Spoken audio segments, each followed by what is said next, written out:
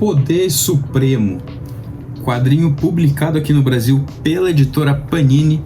Ele é escrito pelo J. Michael Straczynski, que fez quadrinhos como Rising Stars, Midnight Nation e uma série no Thor.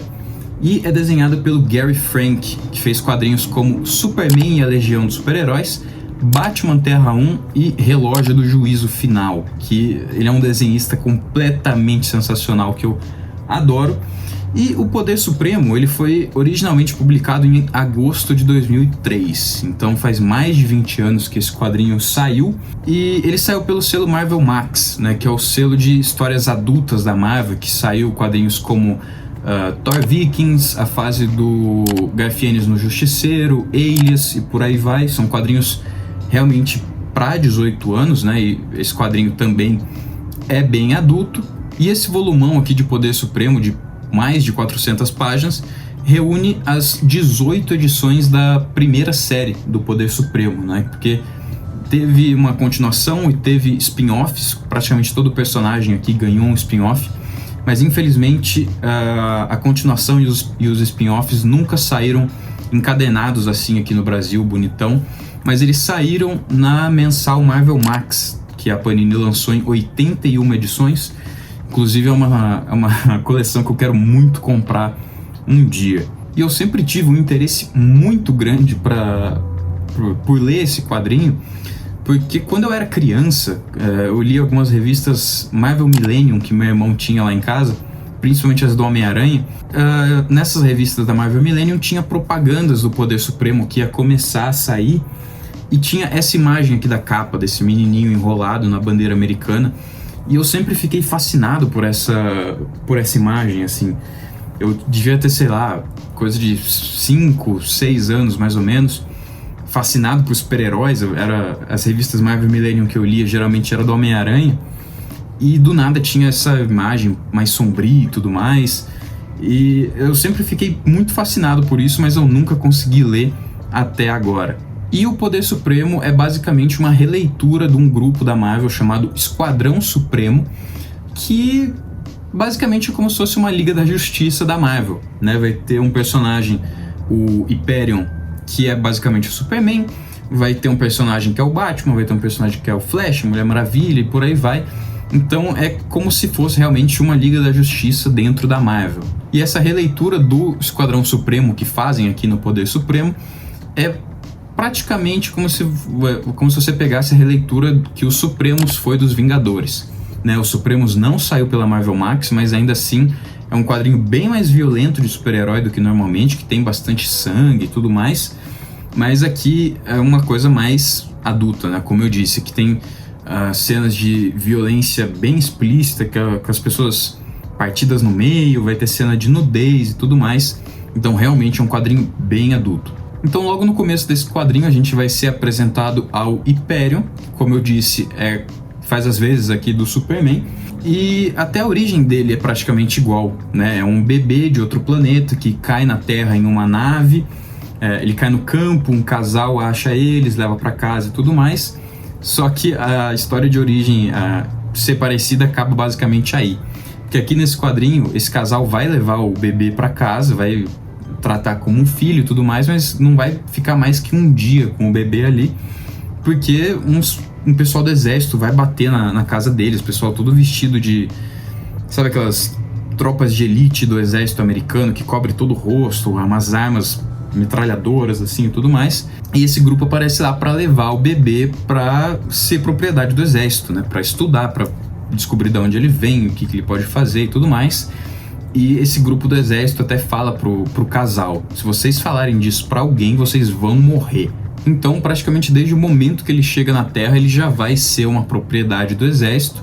O exército nunca vai deixar saber que ele veio do espaço, e ele é criado como um cidadão americano que tem que amar a pátria para no futuro defender a pátria caso alguma coisa aconteça, né? E essa criação dele também é toda manipulada, porque parece uma coisa feliz ali, mas ele é criado por 2 agentes contratados, um casal que finge ser os pais dele numa casinha ali e tudo mais, só que essa casa é completamente vigiada 24 horas por dia, e ela é toda cercada pelo exército americano, né? Mas tem uma casinha, eles comemoram o aniversário e tudo mais, como se fosse realmente uma família feliz, mas é tudo manipulado pelo governo. E ele é realmente uma cópia do Superman. Ele tem visão de calor, ele pode voar, ele tem super audição, super força, invulnerável e tudo mais. Ele é criado dessa forma totalmente manipulada, até que chega uma hora que o exército vai falar pra ele que ele vai poder sair daquele lugar que ele nunca tinha saído antes, só que ele vai ser mandado para um outro lugar pelo exército para ser uma arma, né? Para agir como uma arma, para conseguir algum objetivo ali que o exército quer. E tirando essas poucas pessoas, ninguém no mundo sabe que ele existe, ninguém no mundo sabe que ele tem poderes, porque até quando ele vai servir ao exército, sendo mandado para esses outros lugares, ele vai agir à noite, ele vai sempre usar a super velocidade dele para nunca realmente parecer que um ser humano fez aquilo, né? Logo no primeiro momento vão falar que o lugar foi bombardeado e tudo mais, mas chega um determinado momento que um jornalista percebe que algumas coisas estranhas estão acontecendo ali, que a conta não tá fechando, basicamente, né? Porque normalmente, sei lá, se um cara do exército mata alguém, ele vai falar, fui eu que matei, ele vai querer o crédito, né? Mas aqui, basicamente, o que vão falar é que é sempre uma circunstância meio esquisita, que, o exército fez isso, mas ninguém quer falar sobre. Então ele vai perceber essas coisas diferentes, de algum jeito ele vai descobrir que o Hyperion existe e vai então publicar uma matéria que vai revelar isso ao mundo. E a partir daí o Hyperion vai começar a agir como um super-herói realmente, como é mais ou menos o Superman, mas ele ainda vai ser um agente do exército, né? Ele ainda é propriedade do exército e mesmo agindo como um super-herói, salvando as pessoas, o exército vai falar para ele algumas coisas que ele pode ou não pode fazer.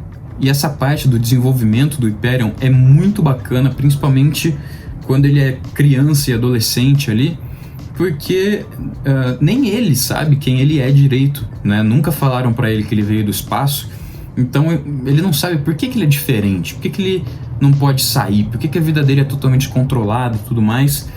E assim, quando ele é criança, quando ele é adolescente, ele acredita que aquelas pessoas são os pais dele, e ele quer ser amado, mas ao mesmo tempo ele percebe que as pessoas ali têm medo dele, porque ele pode matar as pessoas num piscar de olhos se ele quiser. Então vai ter esses momentos muito tocantes dentro do quadrinho, que ele é uma criança, ele é um adolescente que quer descobrir o mundo, que quer conhecer pessoas novas e tudo mais, e ele não pode, e ele não entende o porquê. E conforme o tempo vai passando, ele vai descobrir que existe outras pessoas iguais a ele, né? Não exatamente iguais, mas iguais nessa questão de ser diferente, na questão de ter superpoderes. E o primeiro dessas pessoas que ele vai descobrir é um super-herói, que vai vir a ser super-herói, na verdade, que chama Borrão, que faz as vezes do Flash aqui nessa história. Mas até mesmo esse personagem, o Borrão, falando rápido parece que eu tô falando burrão, mas é Borrão, né? O cara veloz aqui, ele também é manipulado, ele é manipulado por empresários, porque ele não é alienígena, ele é um humano realmente que tem superpoderes, mas ele é um cara humilde, que era do campo e tudo mais, meio de uma família um pouco mais pobre, só que ele fica milionário muito rápido, porque os empresários descobrem esse poder dele e começam a oferecer contratos para ele fazer propaganda de um carro, para ele fazer propaganda de um energético e tudo mais, e ele fica muito rico com outras pessoas explorando o poder dele, ao invés dele ser um super-herói, ao invés dele ajudar outras pessoas. E vai ter essa crítica, né, de como realmente seria se existisse super-heróis na vida real. Com certeza seriam de empresas, né, basicamente. Seria totalmente manipulado, que é uma crítica que o The Boys também faz, e uma crítica muito boa, aliás, que o The Boys faz. Essa crítica, essa questão é muito mais aprofundada na série do The Boys do que nesse quadrinho aqui. Não sei dizer se é no quadrinho do The Boys também, porque eu ainda não li, eu ainda não tenho The Boys completo, mas essa questão também é muito bacana aqui dentro desse quadrinho. Um outro herói que aparece aqui é o Falcão Noturno, que é basicamente o Batman, que ele é um cara negro, né, que quando ele era criança, os pais dele foram mortos por brancos, racistas, supremacistas e tudo mais, e ele cresce com isso na cabeça, né? E quando ele fica super rico, quando ele fica super forte, no ápice da sua forma física, como é o Batman, né? Porque o Falcão Negro aqui não tem superpoderes como o Batman, ele começa a salvar só pessoas negras que estão sendo atacadas por pessoas brancas. Isso é uma coisa que vai gerar uma discussão muito bacana um pouco mais pra frente com o Hyperion, porque o Hyperion fala, você acha que tá fazendo uma coisa super boa pra sociedade, mas quando você estava procurando alguém negro sofrendo um assalto de alguém branco, tinha um grupo de pessoas negras caçando essa outra pessoa branca, sabe? Assim, não vou discutir esse tema aqui, ainda mais que não é meu lugar de fala, né? Mas toda essa discussão é muito bacana aqui dentro do quadrinho e o personagem vai se desenvolvendo a partir disso. É muito legal mesmo. A Mulher Maravilha aqui, ela não tem um nome certo, pelo que eu me lembro agora, posso estar esquecendo alguma coisa aqui, mas ela também é como se fosse uma deusa mitológica e tudo mais, só que ela guarda um grande segredo envolvendo o Hyperion, e que isso vai ser revelado lá pra frente do quadrinho, não vou falar aqui pra vocês, mas é uma coisa muito bacana, que daí vai diferir bastante dessa semelhança que esse grupo tem com a Liga da Justiça, né? Uma coisa que eu achei muito legal. E vai apresentando outras pessoas com superpoderes também, que daí eu não vou falar de cada uma separadamente aqui, senão o vídeo ia ter meia hora só de eu falando de cada um dos personagens. Mas essa questão do Hyperion não saber que ele é um alienígena vai permear o quadrinho inteiro.